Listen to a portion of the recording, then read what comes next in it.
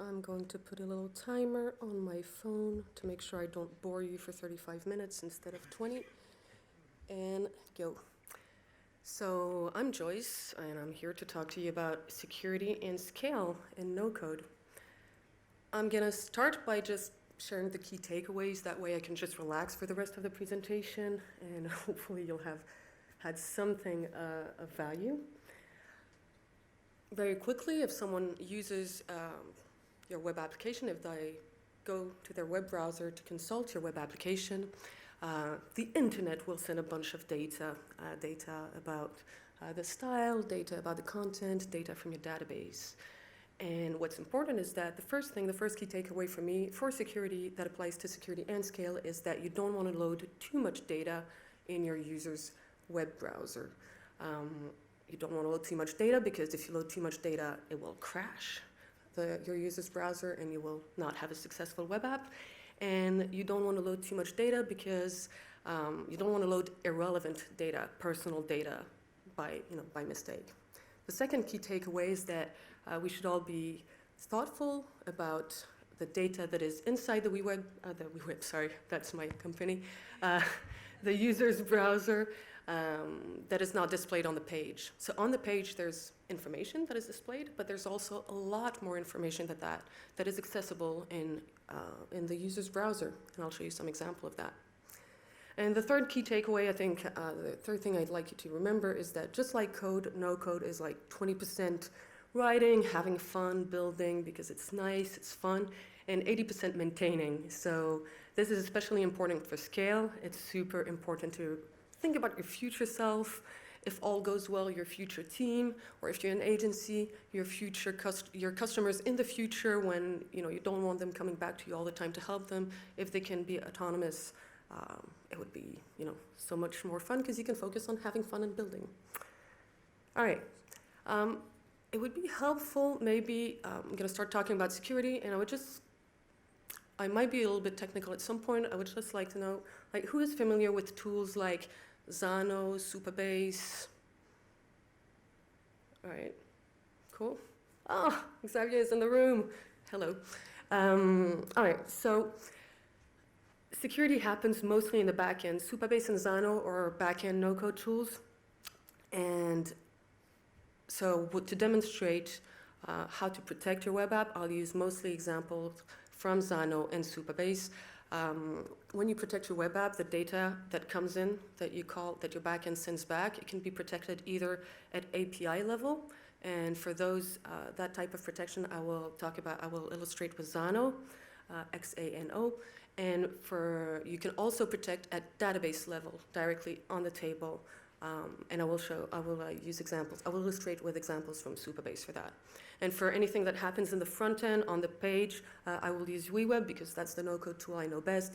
But all of this, whether I'm talking about WeWeb, Xano, Supabase, it's applicable to any no-code tool. It's just like first principles. All right. The first common security issue is unrestricted user access. This one is really simple. It's basically users can access and edit your data, which is, it may not be a problem, it may be. So the solution is super simple. On the Xano side, for example, if you need to protect an API, you just protect the API endpoint, you add user authentication.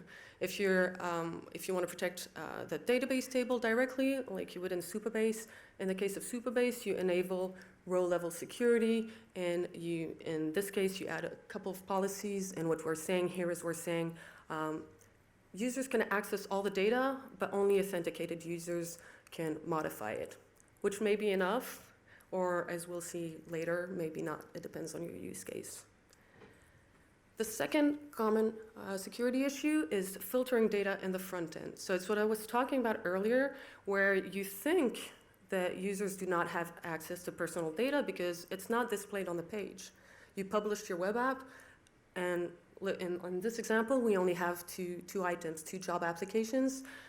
But actually, there are all the job applications of everyone inside the user's browser. So in that case, what's important is that I'll show you here. You have the two items are displayed on the page. That's the published app. The white side is like a published WeWeb app, so it's the front end. It's what the user sees on the browser. Fine, they're authenticated. They can only see their two job applications. But if they open the inspector of in their browser and they go to the network, they have a look at the API call. Suddenly, they can see all the job applications, which can be a problem. Here you see two phone numbers. So the first one is my job application, fine, but the second one is not my job application. And just in case you're scared that I'm sharing personal data, I'm not. The first one is the number of a pizza place in Paris, if you're hungry later. And the second one is the number of Liverpool Football Club, which happens to be my favorite soccer team. And so the solution to that is like, again, it's fairly simple. You just need to know about it. You need to filter your data in the backend. So you need to ensure that your backend only sends the data you want it to send to your front end. So you only want Zano to send back data to WeWeb, Software, Glide, doesn't matter, but it needs to only send that data because otherwise it is visible in the user's browser. And you do that by adding inputs, for example.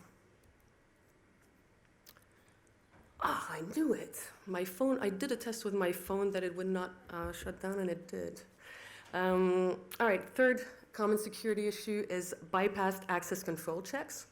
So remember earlier when I said you can add user authentication, and then basically only authenticated users will be able to access the data, or modify it, should I say.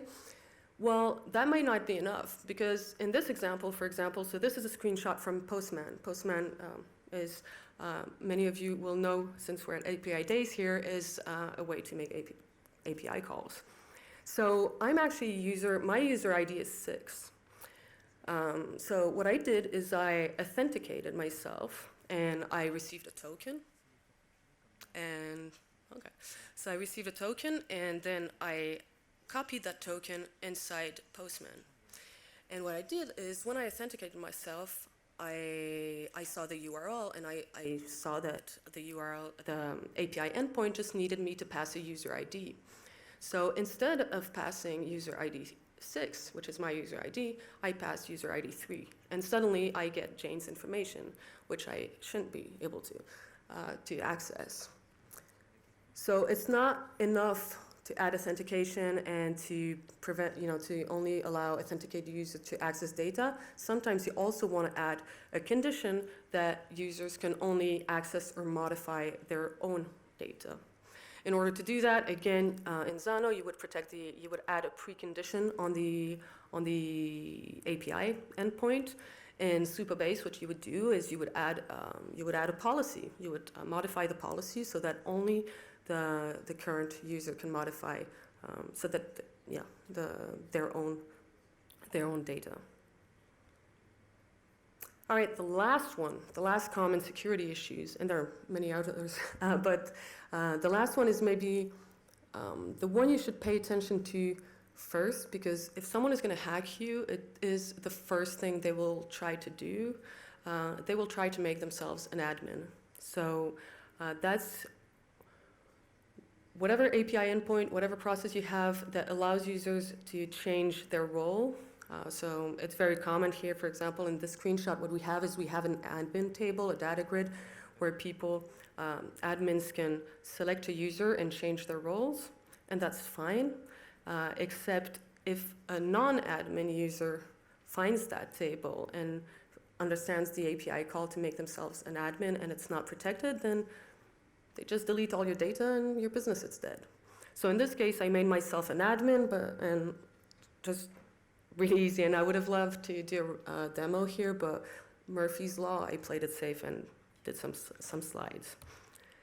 And how do you prevent that? Well, the first thing is, like, in the front end, you want to make the page where admins can modify roles. You want to protect that and make sure that a user who is authenticated with a different role cannot access that page. It's not enough to have, for example, the same table or a button and hide it, say display none and hide it. That is not enough because, again, that information is in the browser, it's really important to make that page, to protect that page. And if someone authenticates and has the role common, for example, then they cannot access that page. But it's not enough.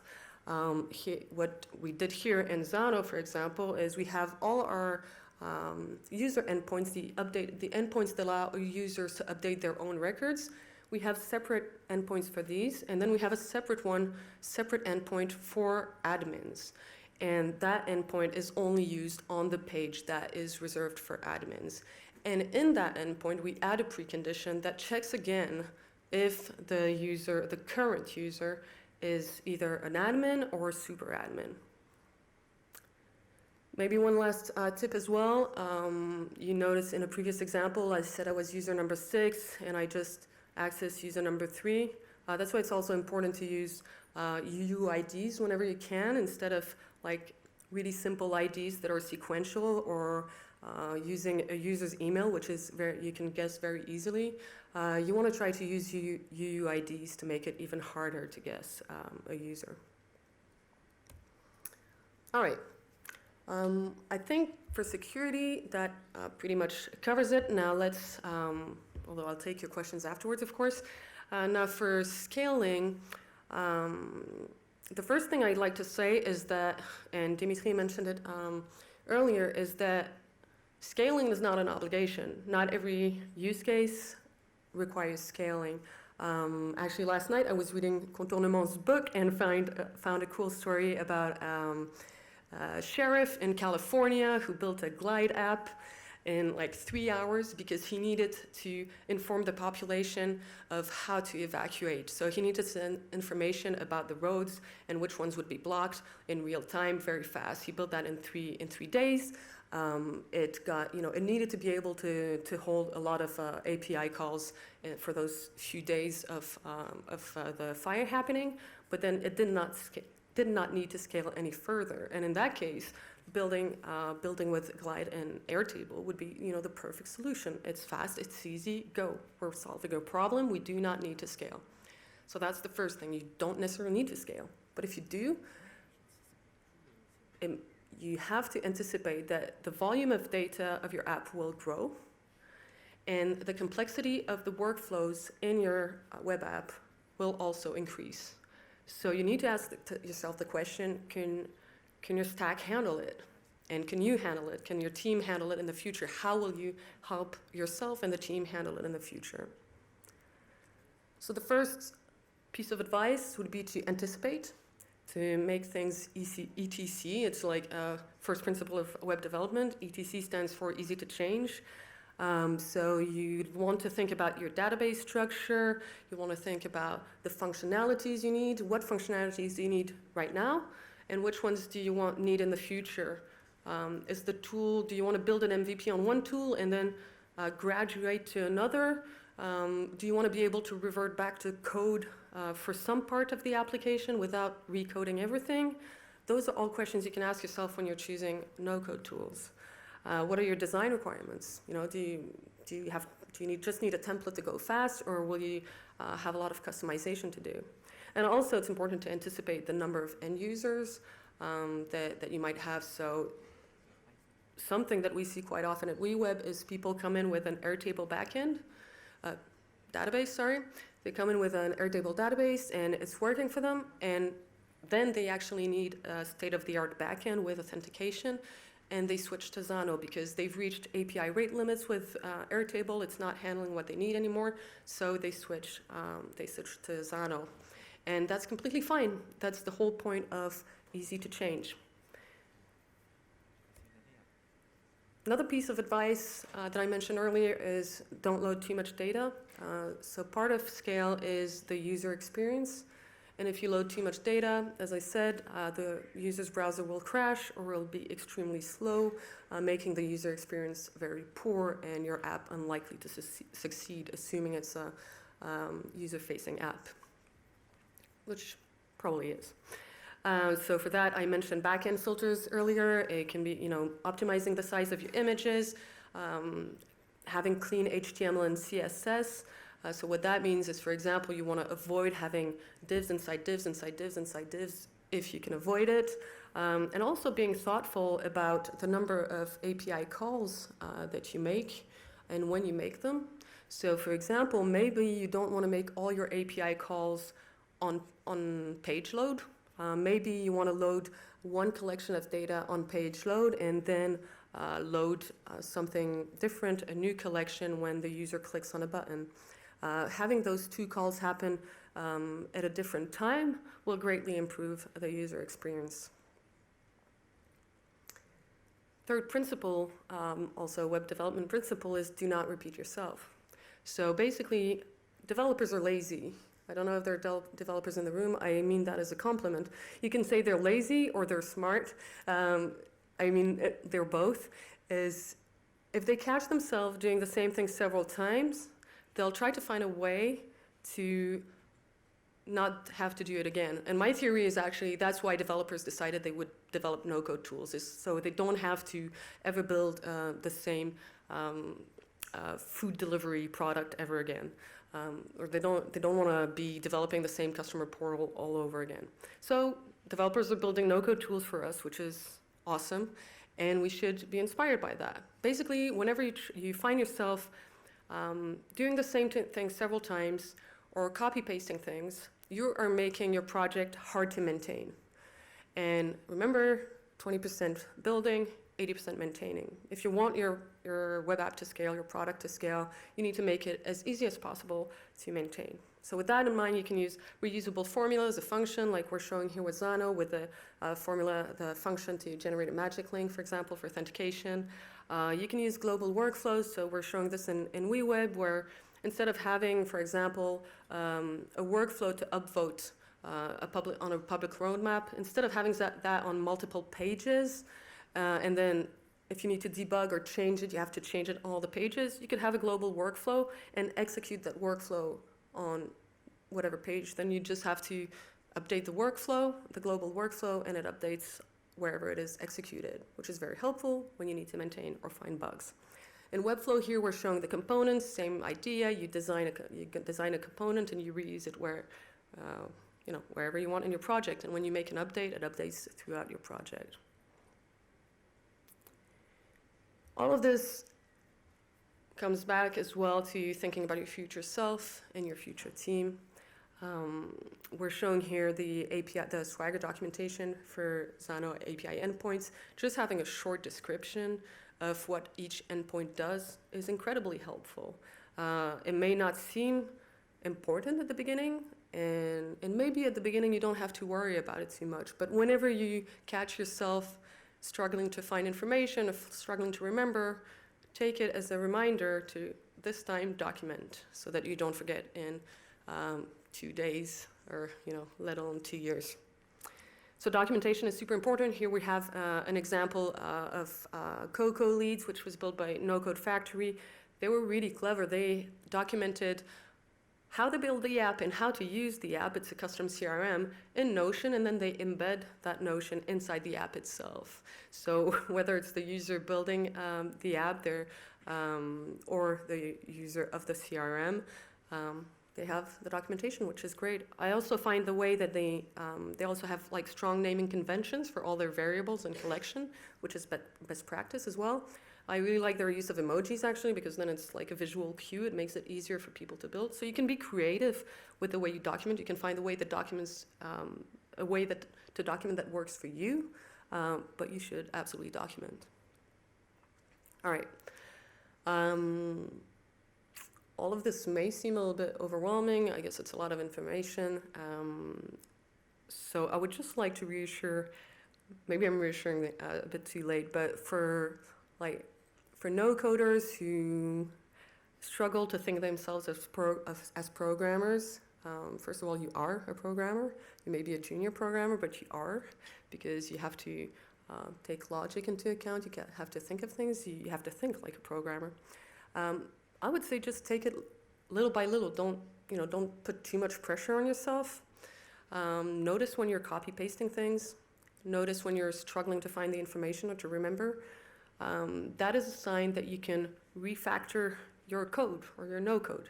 You can You notice that you've used the same formula to calculate, to do a simple math calculation, or to change to format a price depending on currency or location. Okay, instead of making the fix on every single area of your web app where you use that formula, just write it once and use it as a global formula. Also focus on data. If you're ever in doubt, if anything is messed up in your app, think about your data. How is the data structured? Where is it coming from? How is it consumed by the end user? And how will it evolve in the future? If you focus a lot on data and ask yourself, am I sending too much data to my users? It's slowing down the app. Am I sending irrelevant data to the user? Am I sending personal information? These are questions that will help you build a secure web app that scales. I think the last piece of advice I would give is optimize for humans first and computer later. So sometimes with variable names, you just don't try to be clever, try to be clear and concise, and you'll thank yourself later. All right, so in terms of next steps, where are we? Well, I think that no-code tools have a responsibility to build tools that enable no-coders to build secure web apps that scale, to follow web development best practices. And I think as no-coders, but since you're here, I'm assuming you like to learn new things and you're curious. As no-coders, I think we have a responsibility to learn best practices. So best practices about project management, fail fast, the Agile Manifesto, These are not scary. These are simple first principles that you can incorporate in the way you approach your projects little by little. And I can give a few book recommendations afterwards if you like.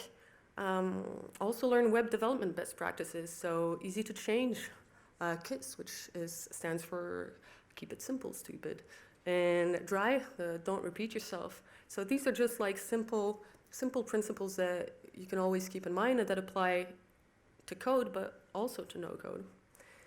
And lastly, I think, the tools, no-code tools have a huge responsibility to provide accessibility, product logs, to make it easier for you to maintain your apps, testing, monitoring, versioning, self-hosting, all of these are improvements that no-code tools can put in place to ensure that no-code is actually just another level of abstraction after machine language, C++, JS, Python, React, and all those frameworks.